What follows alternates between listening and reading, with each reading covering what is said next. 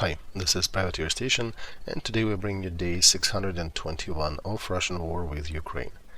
As always, with former advisor to the office of the President of Ukraine, Lieutenant Colonel Alexei Arestovych, Ukrainian journalist Nikolay Feldman, and Yuriy Romanenko, founder of the Institute for the Future. In today's stream, they address the hottest topics of today, the seemingly growing divide between Zelensky and Zaluzhny, threats to life of Alexei, and also why is he currently not in Ukraine, what is he doing overseas, as well as scenario under which proverbial boat should not be rocked at the moment. I think it's a fiery but constructive one. Our special thanks go to Bill, thank you for your super thanks, of course, and we also appreciate Zenny Gaming and Topia SR for continuous patronage of our channel. Thank you guys, and with this, let's deep dive into day 621. Enjoy.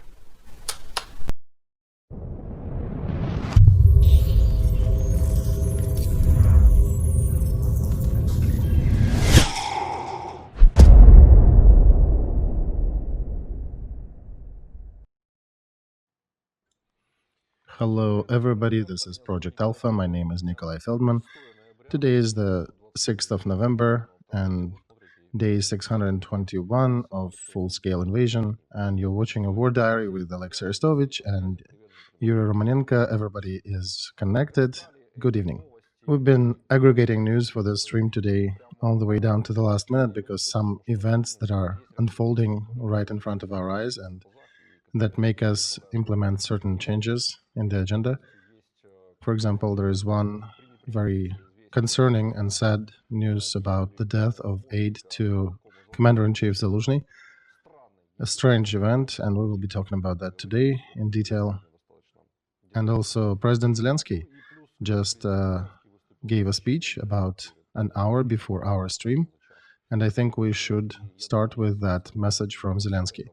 President Zelensky stated that right now is not the time to prepare for elections, but rather we need to concentrate on the fight against the occupants. We all understand that this is a military time with a lot of challenges, and it is irresponsible to dump the theme of elections onto society, which is fighting for survival. And I am appealing to the branches of power to solve the matters that indeed we have a plenty standing in front of us. And I'm talking to our enforcement agencies, to congressmen, to different industries and their leaders. And I think if we need to, and if we can, to put a period in this argument, and I think we have enough resources as the country to be able to solve the challenges that are in front of us and to continue fighting together against the enemies of Ukraine.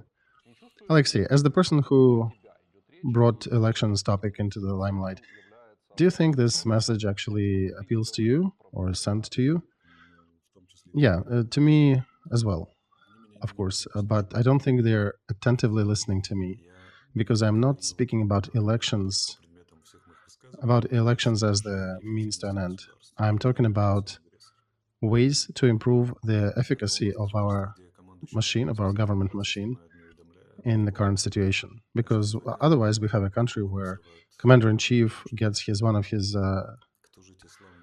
top officers fired without his own knowledge, and then the next day one of his aides dies mysteriously in a blast. So let me also appeal to the public at large here. Now it's my speech. We are again on the 24th of February. By the looks of it, we are in the middle of the minefield. And everything we need to do now is first, come down. Second, to understand that it is 24th of February all over again, and we need to take arms and take hands so we don't die alone, because I think different events may happen looking at what's happening around.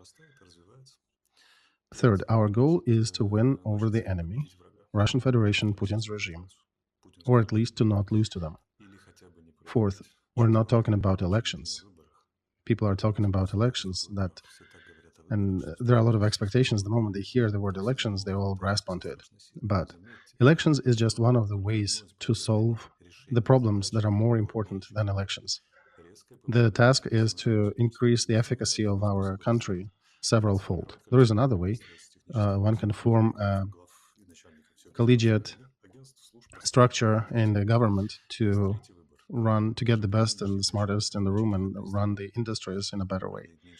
Then, of course, president also can try to increase the efficacy of the current bureaucrat machine and his subordinates in different industries and different ministries. So he can work with that too. But how effective it will be, we're yet to be seen.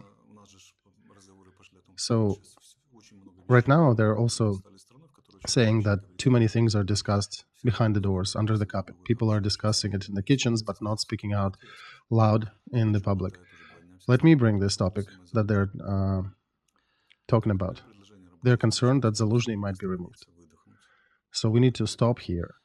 Do not remove Zaluzhny from his position. This might really topple the boat and will break apart our society. We cannot afford that. And we need to find ways to increase the efficacy of our society and private government partnerships. Will it be a coalition government? Will it be a council of experts? Will it be just increase of the current political leadership and their efficacy and the effort?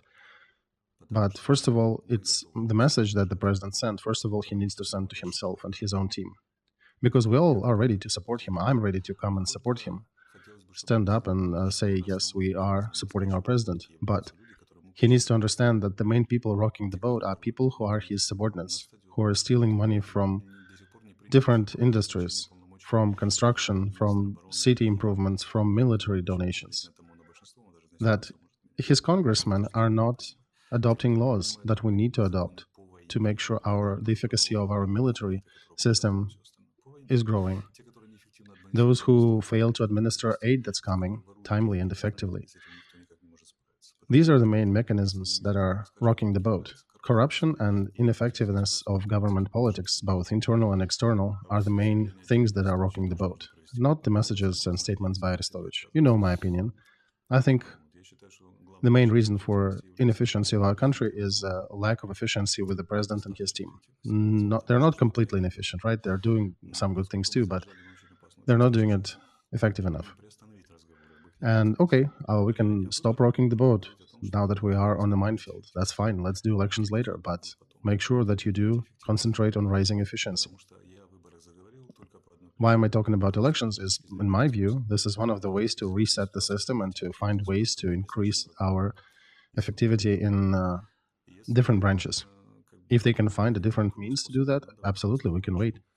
But they need to be actively looking for it. Because I think he needs to... He had to send this speech looking in the mirror, not to people. There was a good part of that speech where we need to join and be together as one. I support that. But something needs to be done about the government and the effectiveness. Yuri, let me turn to you now and try to clarify the post that you wrote right before the stream, that you have a feeling that we are on the precipice of some serious events. Could you please comment about that more? I don't know if my communication is okay because my internet fell off and I had to join by mobile hotspot. Do you hear me okay? Yeah, we do. All right. So here I join Alexei in a way that we are indeed on one boat and we should not be rocking the boat to the level that it would topple. So questions and concerns that society has to its leadership, they're not based on nothing. So if the government indeed starts addressing them, these problems will start dissipating and start disappearing. Because people have brought up, and society at large, thousands of different tenders and other things, events where money were spent on anything but drones, anything but military support. And of course, seeing no response, society is now heating up. So government needs to start addressing that. Today in the morning, I saw, I think it was Nakovel, where administration was buying Mavic drones for, I think, 4 million hryvnias. And that's a good signal in general. It took about a year for our society that was talking joint and with passion about things that need to be purchased for military by government and not just how we do it here, right? Fundraising here and there by our community at large. And we just had a different stream today where there was an officer from the front who was talking about what is really needed, what's catastrophically amiss on the front. And there are definite areas where government can take care of that. How can they make it easier? They can make it easier by dropping right things for the military fight, for the war fighters, providing them with nails, with drones, with wood planks, and everything they're looking for, which are on the list, actually.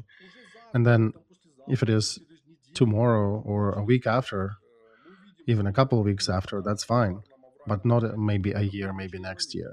We need to see that the government is actually doing something. I remember early on in the war when I was writing a post to Denis Monastyrsky, may he rest in peace, we need to start removing block posts on our roads here, far from the front, because the front line is away and many things are being blocked on the posts. So many things were blocked in terms of transport delivery from the west to Kiev. And that appeal actually worked. After the removal of the first one, the message came through and the speed was fantastic. After the post, many things started happening. So we need to get back to the point where the reaction time by our leadership to the questions and concerns of society would shrink to something feasible. So we would not be told for months or quarters that very soon we'll do something, it'll get better soon, and that society doesn't understand something. We understand everything just fine. We see what's happening. And you're right, I am also getting a lot of concerns and calls from different organizations and people. Where are we going? What's happening? What does it mean that Zaluzhny 8 got blown up? Why the special operations general was fired? What's going on? Can we not win in this war? People start asking this question. So in order for us to move away from these overheated concerns and the picture where we do not understand what's going on, where we are now, because we initially had a better picture, right? We knew that we needed to win, everything was going, it was difficult, but we saw the victory.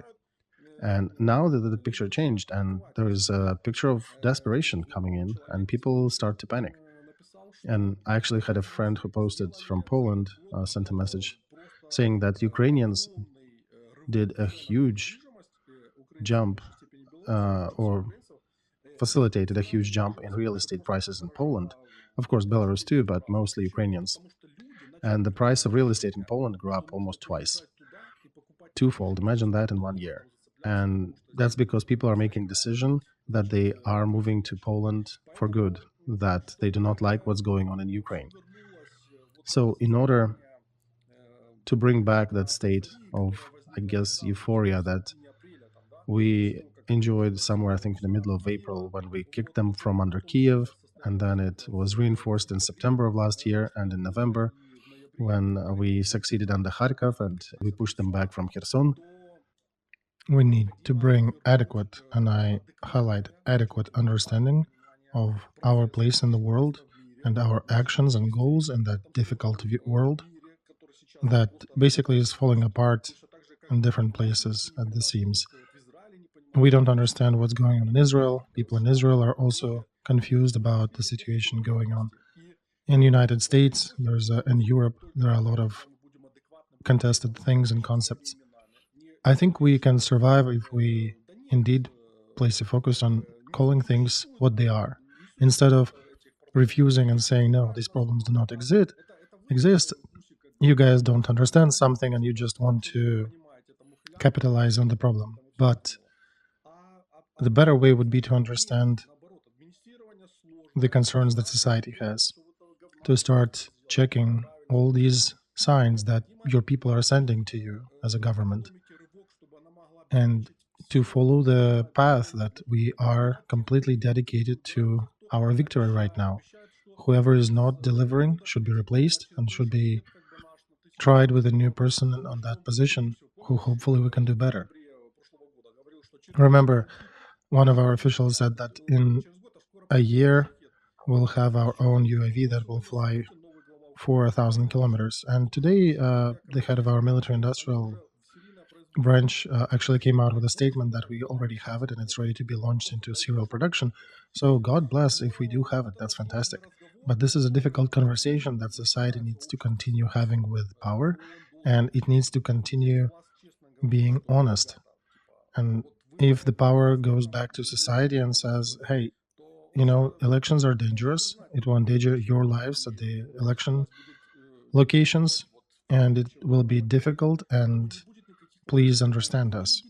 So I think society in this case can understand valid arguments and would not be pushing too hard on it, but the leadership in return need to bring adequacy and efficacy back in place.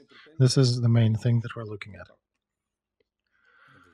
Right, Yuri, the boat is indeed careening, and there's a good chance that we can take some water aboard. Elections can become a mechanism that will rattle it much further, and perhaps we need to put a moratorium on the elections at the moment.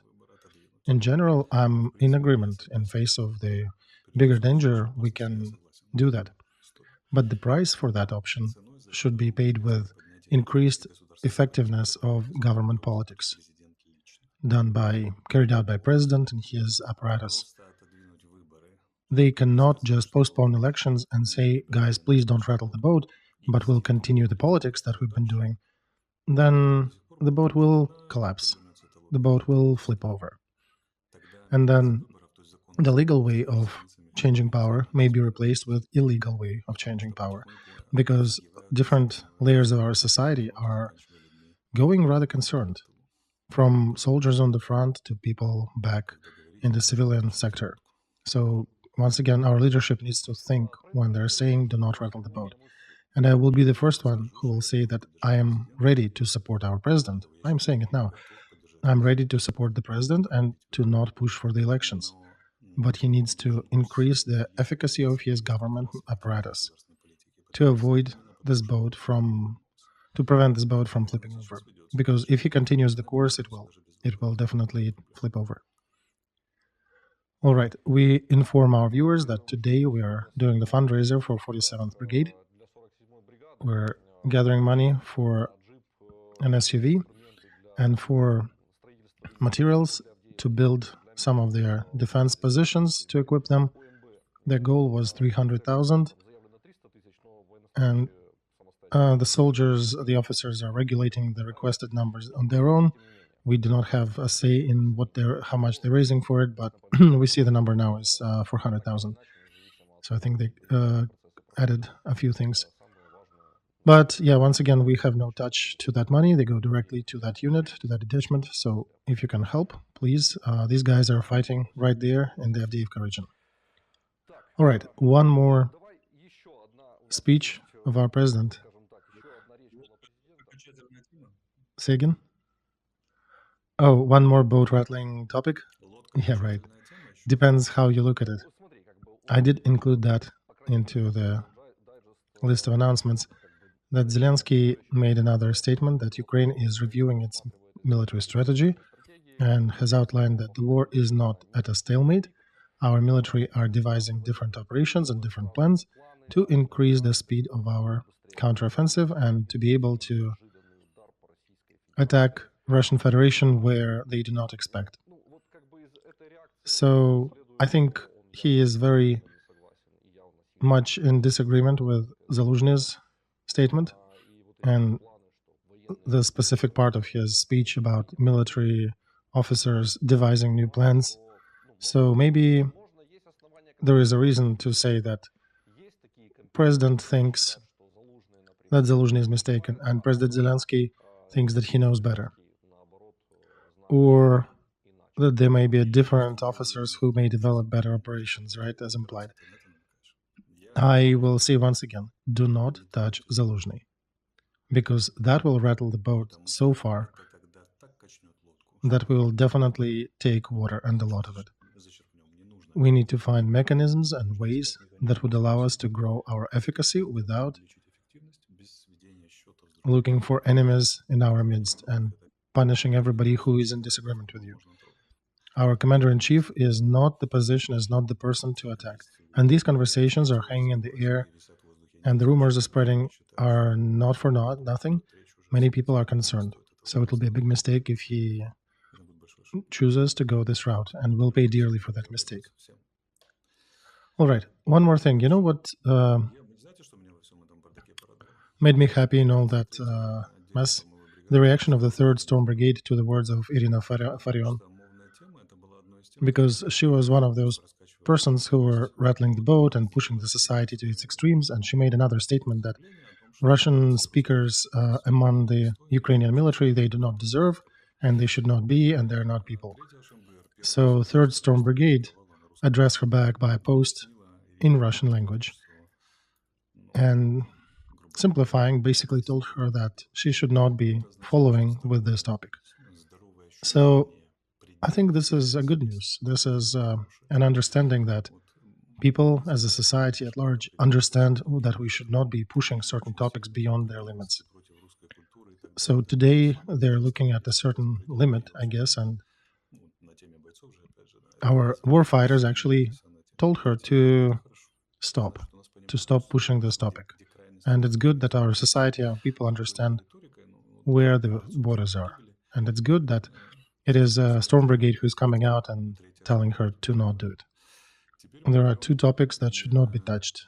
The topic of elections, okay, we can put a pause on this to see how our leadership increases its efficacy. And that other topic is firing of Zaluzhny. Do not touch that. And as we mentioned right now, the position about other languages. This is a wrong statement from Farion. So I want to say that our president needs to build, and his team needs to build, an honest and deep relationship with Zaluzhny. To not attack him, but to sit down and to take pictures of the table, to make a joint statement, because the West got the message that there is a definite crack in relations between the two. Second, our leadership needs to start reacting, especially on the Article 162, the article of the Criminal Code for incitement of hatred for different reasons, from national to religious to language, and we should be punishing those who are attacking Russian-speaking parts of society and Ukrainian-speaking parts of society in equal proportions, because there are people on both flanks who are violating that. And of course, right now, the sympathy lies on the side of those who are defending Ukrainian language against Russian, but regardless, this article needs to find its use. It exists for a reason, because if we fail to acknowledge that it exists, if we fail to punish those who indeed incite hatred based on religious, national, language, ethnic, or any other reason, this thing definitely has a potential to flip the boat. And the third is the topic of election. Yeah, we need to put a pause on that, but please rise the effectiveness of your government system. And, if we can continue appealing to pause elections, but if nothing is done, ultimately the question will return in a very short time, and the topic will rise so hard that you will not be able to talk it down. All right, look, let's go to the tragic event where one of the Zaluzhny's aides died. It happened near Kiev as a result of the explosion of a hand grenade. There are some contradiction, different sources, different communication channels describe this situation. For example, Telegram channel Trucha is spreading information that uses the sources in police, not naming the exact ones, saying that Gennady Chistякov, assistant to Zaluzhny, died as a result of unfortunate circumstance. And I'm quoting, "With a 99% probability, it was a tragic accident that led to his death. He was given a gift for his birthday, a live grenade, several of them, and yeah, it's plural here, one of which detonated when being mishandled."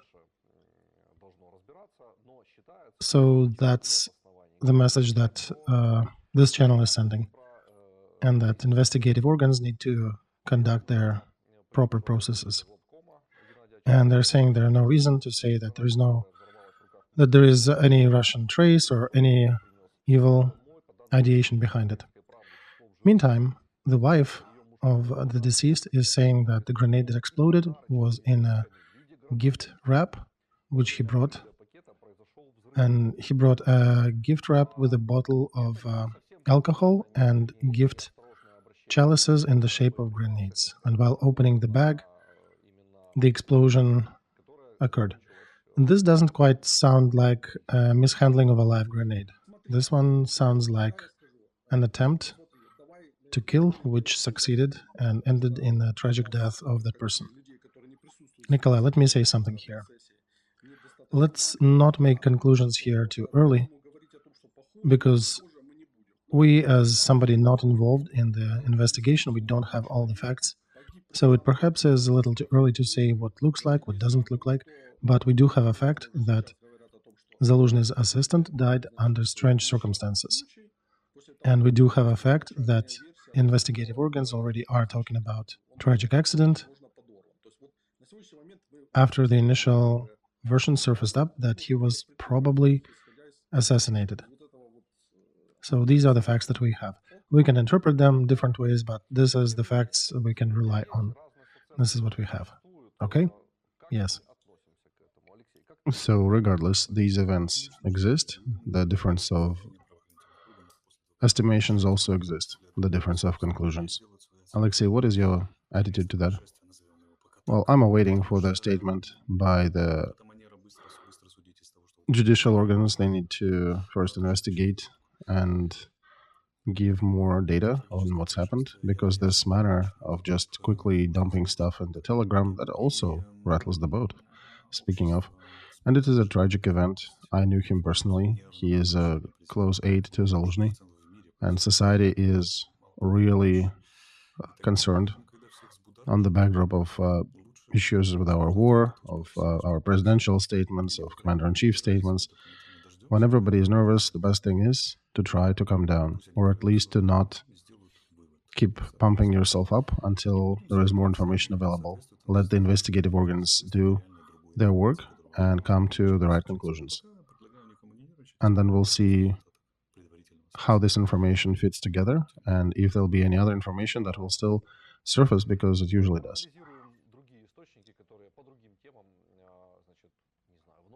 All right, let's analyze other sources that probably bring in more to that topic of today's stream. Seems like rattling the boat. Firing of Viktor Kharenko, the chief of Special Forces operations in the Ukrainian military, could have undermined the trust to Zaluzhny, publishes New York Times, and with reference to the congressman of the Ukrainian parliament. And I think New York Times is a high enough caliber of publication worthy of discussion. And the thing is that what piqued my interest is that this firing was accepted with high negativity among the military of our allies, American and European military, because Kharenko was described as a very effective general. American military officers who worked with him, they were very surprised with that news. So I have a question. These firings, do you think they can also affect our relations with our allies? Well, Nikolai, we're doing so much that can undermine our relations with our allies that firing Kharenko is just another drop in that big bucket. Probably not. I don't think it'll be the last drop, but you know my opinion that this is not the way to fire generals. You should not be even firing privates like that. And I don't know how helter-skelter this decision was made, but it was performed horribly wrong, and it did affect the military honor of Kharenko himself and any other officer who understood what was going on, because you do not do it like this. If they fire the generals like this, you can imagine the attitude, what they can do with the privates and the lower officers. Let's just appeal to our leadership. Remember yourself. Stop that. I understand why our supreme leader is so nervously making statements, but I want to say that the first reason for making these nervous statements are you yourself. And when you're saying, calm down, do not rattle, let's increase the effectiveness of our resistance to the common enemy, we can only send these words back to you. Let's come down, let's find ways to increase the effectiveness together and find ways to better resist the enemy, yes. So if you think that firing generals like that, you think it somehow glues our society together, you're seriously wrong. This actually demoralizes our military and demoralizes a lot of people who understood how wrongly it was done. So over and over again, we will return these words about uniting in the face of the enemy, because war and politics is arranged very simply. It is always the leader who is responsible. Who is our leader? 128th Special Mountain Zakarpattia Brigade confirmed the death of 19 fighters to the missile hit by the enemy. It happened not too far from the front line. The fighters of 128th Brigade gathered together to receive congratulations on the day of rocket troops in the Ukraine, and it is their gathering that was targeted by Russian missile. These events sometimes happen. We have seen that occurred before, and maybe we should look at that again and listen and understand about the recommendations, what to do when they're being invited somewhere as a group.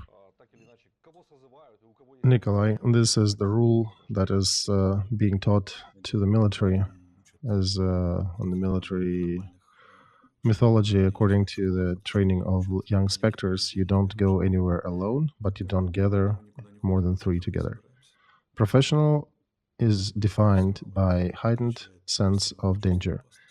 One only way to train your military is to imprint on them that they're always a target, anywhere. On the beach with his wife, in Egypt, on the front line, way beyond the front line. They always need to feel themselves as a target and behave as a target. This is the military professionalism. This is one of the defining features when you feel yourself at home, at war, but you also feel yourself at war everywhere. These things happen, but with proper training, they usually don't happen often. And I think 128 published that yes, this gathering occurred. It was occurring almost 20 miles away from the front.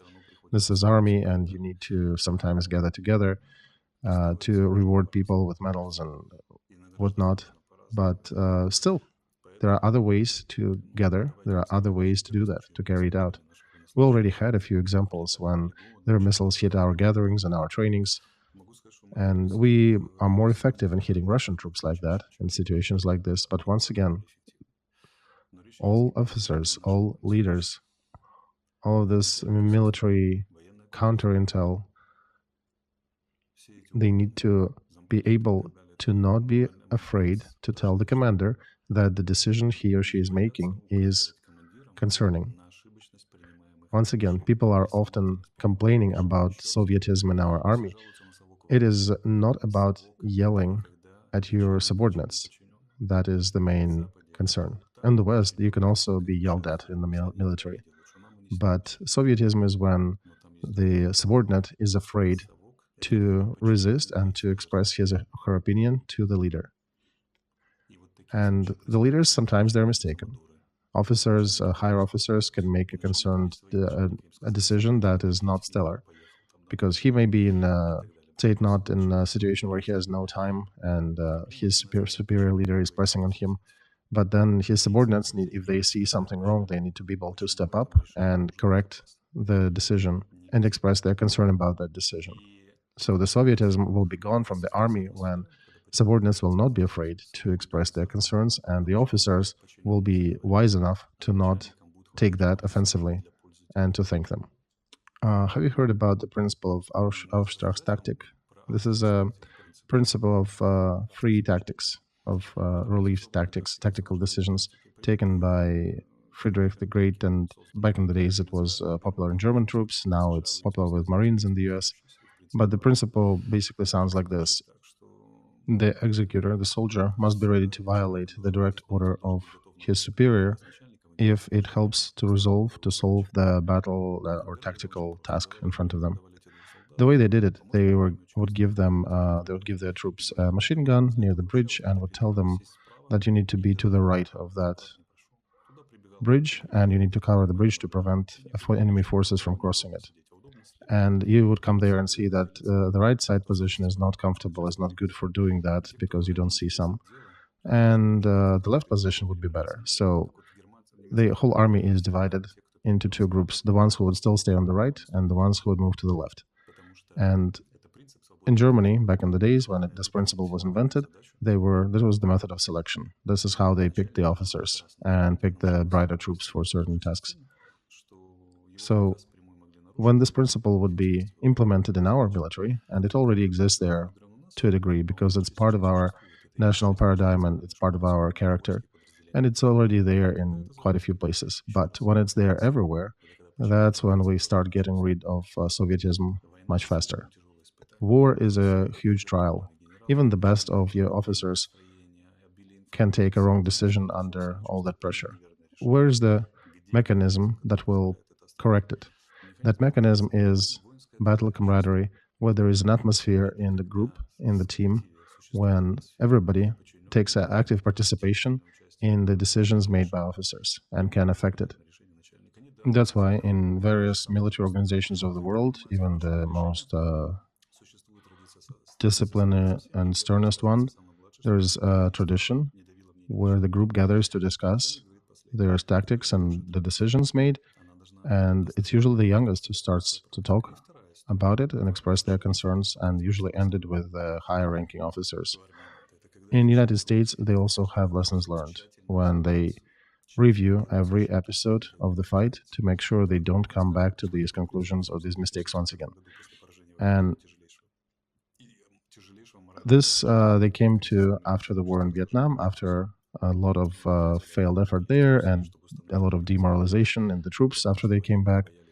And they had to work a lot on this because military were afraid somewhat to express their opinion. They were waiting for the officer to make a decision for them. So when they finally got to the point when, for expressing the truth, you would be rewarded rather than punished, that's when everything started moving. And absolutely deteriorating American army after Vietnam that was shamed in the country, that had issues with drug abuse and many other societal things. So after lessons learned and after rebuilding that, in 82nd, they were taking Grenada with some nuance. In 89, they did an operation in Panama. And in 91, they did a brilliant operation in the Gulf in the First War. So in about 15 years, they came back to their senses.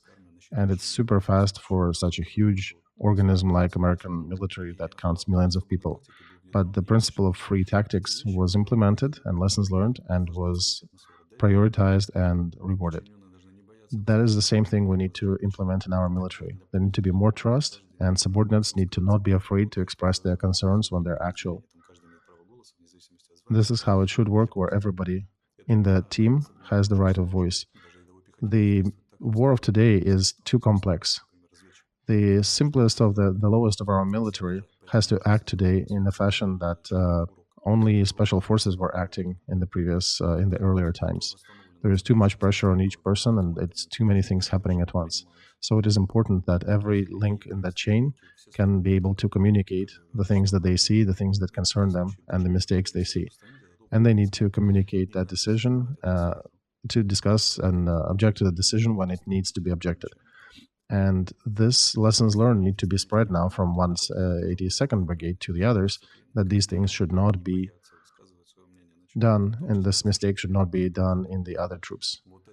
And it's not about not taking orders and not fulfilling them, no, but it's got to be a mechanism to reward when subordinates express concerns about the orders that have certain flaws in them. So on one hand, you do need discipline. Without discipline, there is no victory. On the other hand, you need an ability to express your concern and an ability to be open to that by commanders, right? Yep. All right, about the hits that Ukrainian military are doing on our enemy. Today there were confirmations of one of the ships destroyed in the port of Kerch. And you can see that on the picture, and here's the video of how the missile hit that ship. I understand it was taken by some of the security cameras or... Yeah, so this ship is the carrier of calibers, the carrier of those missiles that are being actively used on Ukraine. So -1 carrier for Russia. A success of our troops. Yes, Yuri. This is very important because such a corvette, I think it can carry up to 4 calibers. Imagine how much easier it is now for air defense systems when they have -4 in every volley. Because when they launch 20 or 30, now they can launch only that -4. So this is a significant tactical victory. It is a good one, and it shows that Ukrainian military can and do and succeed in the depth away from the front. And let's also tell to our civilians here who are listening to us who do not know how these things are organized, to hit a military ship like that is a very difficult operation. It is being prepared for a rather long time because you need to investigate, gather intel, get all the data, transfer all the data, then devise the operation, make sure you distract the Russian side of air defense systems, and then penetrate that defense with a missile. I think this specific ship actually carries 8 missiles, and it's also one of the newest boats that they have. So this is a big achievement, and this one I don't think will be rebuilt, or if they will try to do that, looking at the pictures, it definitely will not be participating in this war. Well, the factor of how long will the war last, right? But okay. Minister of Foreign Affairs of Lithuania, Gabrielius Landsbergis, warned Ukraine from signing any peace treaty with Russia that has attacked them. He posted that on Twitter, on X now. In his words, any truce means it's just time to re-equip, refit your military. And in his opinion, the West is then going to let go the close possible victory that they're pursuing together with Ukraine for so long. And also some unnamed diplomatic figures in the European Union have denounced the fact that EU, together with United States, were discussing with Russia the ways to settle this war. So I guess one can understand Lithuania when they come out and express their concerns, because if after Russian attack and aggression, the conflict may be frozen for a year or 2 or some other period, that increases the danger for the Baltic countries. Yeah, you can understand Lithuania very well, because even there now, there's a societal crack in relation to my person, when half of them get it and the other half are screaming, "This Arestovych is broken, bring another one." And frankly, negotiations for peace is a topic that one needs to still walk a long way to go to, because Russia, first of all, would not negotiate now. They think that they're in a more advantageous position than we are. And if we will be talking about possible peace, as Yura wrote today, we would still have to deserve that. And understand me right here, don't grab just the sentence. The meaning is that we are fully dependent on the West, and the West, according to different geopolitical strategies, keeping China and other regions in mind, they may have some other priorities. So due to the politics that we are conducting right now, external and internal, even the problem of the task of joining NATO is problematic now. In that recent materials that NBC published, they only are talking about guarantees. They're not talking about joining NATO. Just a year ago, the talk was about us joining NATO. So everything is more complex than it might seem. One can absolutely understand Lithuania, especially the minister who made the statement. He is the grandson of Landsbergis, the politician who brought Lithuania to independence from Soviet Union, risking his life many times. But they have a very passionate hate of Moscow as the empire. But there is such a thing as calculator, and in order for a calculator to work in our favor, and there would not be negotiations about any or talks about any peace, military supplies from the West need to grow several-fold. That we would be fighting, we would have enough resources to fight the war and change the flow of this war. Because on one hand, you have politicians and people saying, yeah, we'll be fighting to the end. And then you have somebody from military logistics and planning department who comes in, looks around and says, okay, what are you going to fight with? Because we're like in a bad anecdote from the Soviet times when the girl on the machine gun is turning to her superior and saying, Vasil Ivanich, my bullets, I'm running out of bullets. Well, Anka, you're a communist. And the machine gun started firing again. So, yeah, the fact that we're waging this war, fighting this war, we do not get more tanks just by our decisiveness.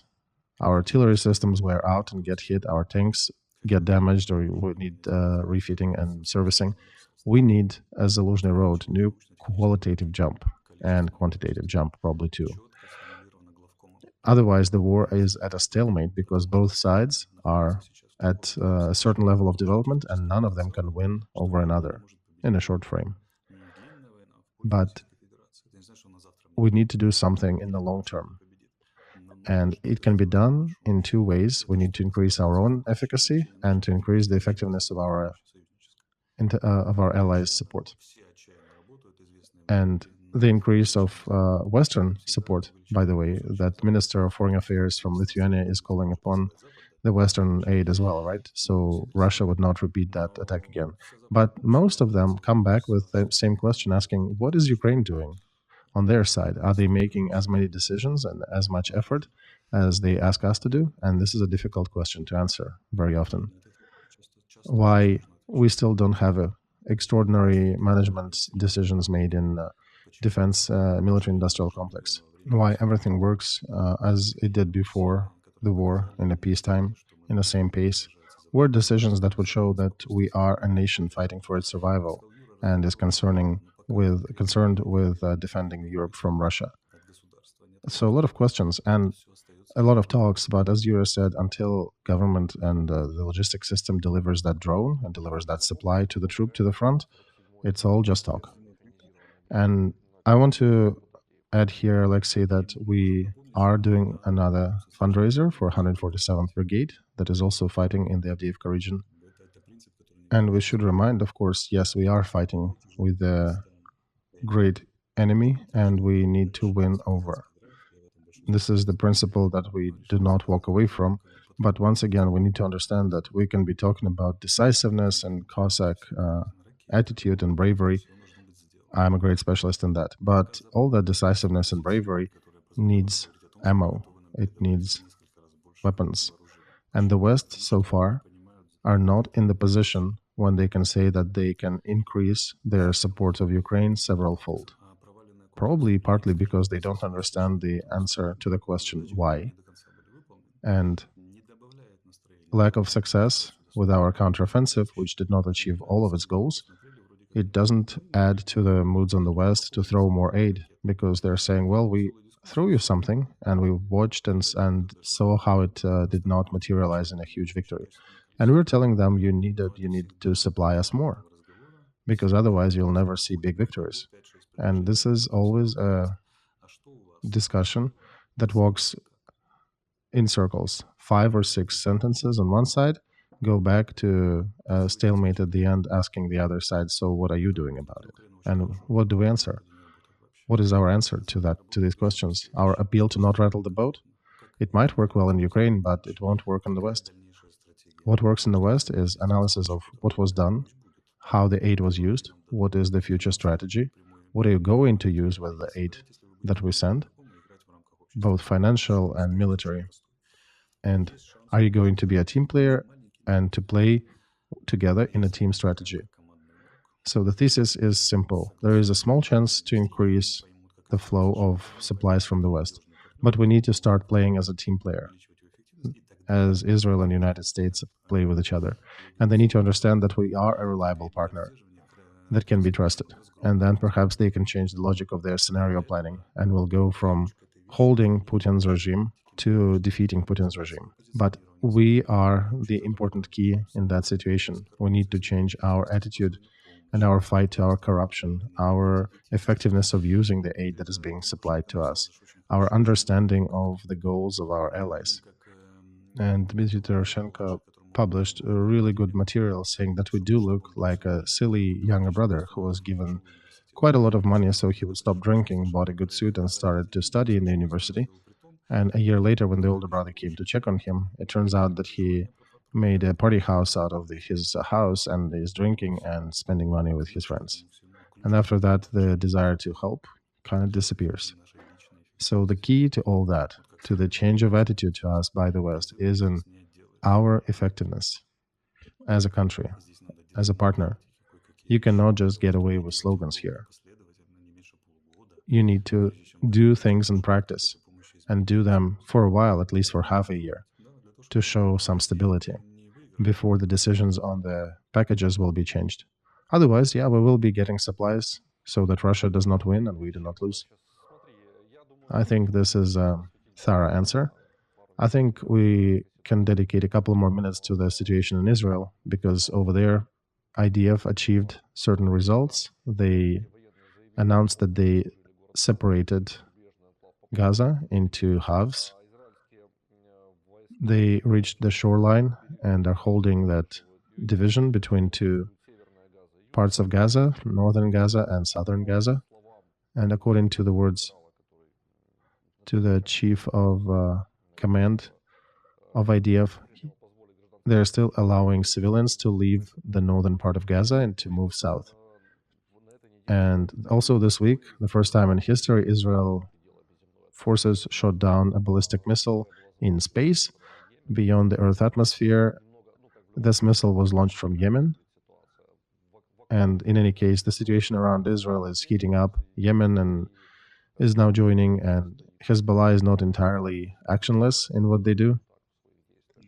Yeah, there was a panicking message that supposedly there was shelling from Lebanon, and supposedly it was Hezbollah, but according to preliminary data, it's just some of the Palestinian terrorists that are located in Lebanon, and they're trying to ignite that fire on the border because Hezbollah has 150,000 missiles they can send at Israel. This is not them. This looks more like a provocation by Palestinian groups. So there's no reason for that panic yet. So it turns out, Alexei, that the ground operation is actually going, and rather successfully, if we follow the messages of IDF, the factual reach of the shore that they posted. And with that, Hezbollah and some other forces have not switched to the military condition, right? Yeah, there were several statements made by Jordanian and Egyptian leadership that any attempt to push the Palestinians out of Israel that will lead to a conflict with them, because I think partly they are very well aware of who Palestinians are. Remember Black September, when Palestinian refugees tried to topple the Jordanian king and his army needed to take care of them? That was in 71. And at the beginning of the 80s, Syrian army had to be brought into Lebanon to pacify the revolting Palestinians. So nobody wants that again. And at the time, there is also a huge tragedy in the Muslim world. Pakistan said that they want to return 1.7 million of Afghani refugees back to Afghanistan, who've been living there for decades. And that's potentially dozens or maybe hundreds of thousands of victims, because it's just technically difficult to cross all the borders to get to Afghanistan from there. Have you seen any demonstration, any protest in this regard? Nobody cares, right? That's why I want to re-emphasize that Palestinian question is utterly politicized in a certain fashion. And now there is more and more logic coming out that the Gaza, after being cleaned up from Hamas, it may be delivered to Mahmoud Abbas.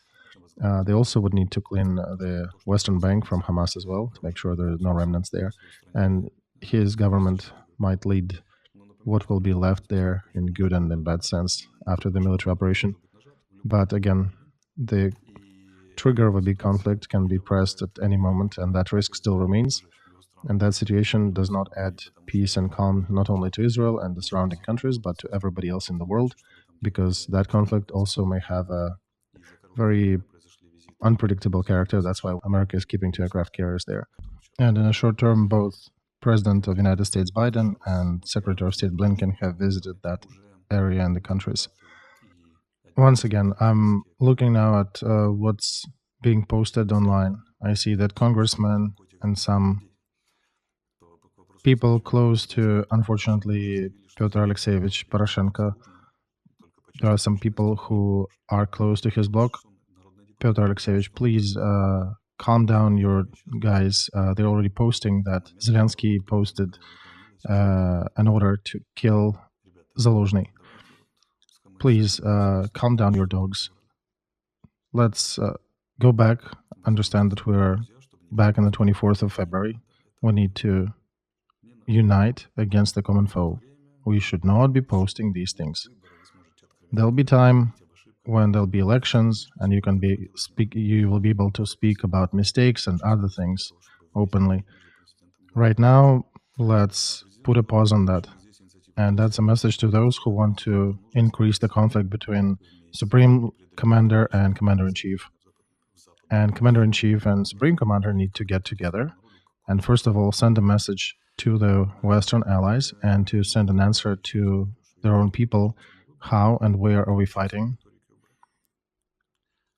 towards? And I, again, am ready to postpone the topic of elections in my rhetoric. And I'm eager to support President and Commander-in-Chief and all military political leadership on that dangerous track that find ourselves now. This is basically a minefield where one wrong move can cause an explosive situation. But I would remind to our president, to his team, and to all of us that pausing these conversations is probably possible only one more time. Because if the effectiveness of our system will not be increased, if thieves will not be punished, and if we'll not let effective managers to come and run the enterprise and run the industries, then people's anger that is being pent up will be impossible to stop with words. You can already feel that in society. You can already feel that among the military. And postponing the conversations about elections, there is a chance that that will be a worse situation than actually holding the elections. But only if they do not find ways to increase the efficacy of our system and start punishing the guilty parties that are not performing as they should or stealing and corrupting our system. So once again, dear President, you have very little time, very small time window, and I would say history gives you a chance again to try to fix that. Please do not lose that for all of us, for Ukraine. Alexei, I want to bring some historic frame to this discussion, to this conversation. I've made a post, I think in Facebook and in Telegram, I mentioned that historic event. That's a lesson that we did not learn from our history. Our history, and I guess the tragedy of our Ukrainian people, is that our history is full of different kinds of lessons. You can pick anything you like and just learn from our own history. You don't even need to go far. You don't need to go see what's Germany or Rome or Turkey was doing. You can use, there are plenty of examples in our own past. So the 2nd of September 1918, Skoropadsky, who was the leader of Ukraine at the time, went to Germany, had a wonderful meeting there with Wilhelm II, with Kaiser, met a lot of generals there, visited manufacturing complex, and signed a number of good treaties, good deals. And he returned very inspired from that trip back to Ukraine, because Germany promised him that they will help him to provide ammo and outfit 8 army corps and will give necessary machinery for agriculture and to increase the productivity of agricultural sector. Skoropadsky had a big plan of launching industrialization of Ukraine, starting in 1919, next year, to start building several dams on Bug, on Dnieper, and also do the agricultural reform in the winter of 1918-1919 and give land to the peasants. And that question was one of the key questions in the politics. Bolsheviks and national populists were also jumping on that issue. And you're reading all that and you understand that Skoropadsky was a good leader. He had good ideas, he had good aspirations, he had great goals for the country. He was probably one of the most reasonable and smart politicians of that epoch in Ukraine. But he was out of context at the moment when he could realize that, because his bet on Germany failed. In 2 months, Germany had to withdraw from the First World War, signed capitulation, Austro-Hungary even more so. Everything started to fall apart in terms of his plans. And his army, he failed to build his army. There was no support for that. And all the plans were basically built on a quicksand and internal resources for various reasons. Objective, subjective, were not used properly. He failed to achieve internal consensus with Vinichenko, with Petlura, with the others who, 3 months after his visit to Germany, toppled him. They raised a mutiny in the middle of November, and on the 14th of December, there were troops of Directoria entering Kiev. 100,000 army came in, and then it dissipated rather quickly, and in 42 days later, Bolsheviks entered Kiev, because Directoria was internally impotent to organize things. This is a very important lesson about what is going on with our country when internally it is falling apart, when there is no desire to negotiate, to find partnerships, to hear each other, and to understand what key processes in the big world, outer world, are happening, and then decisions internally are being made erroneously that lead to severe results. So I think we are in a situation like that. We need to be absolutely rational as much as it is possible. Fewer emotions, more head, more analysis, and more actions that unite us together with deeds and facts, as we were on the 24th of February. That's, I think, how we can summarize it up. Right, I'm just reading some headlines in the web. Zelensky ordered the murder of Zaluzhny. Fifth column started mutiny. Dear friends and everybody, please exhale.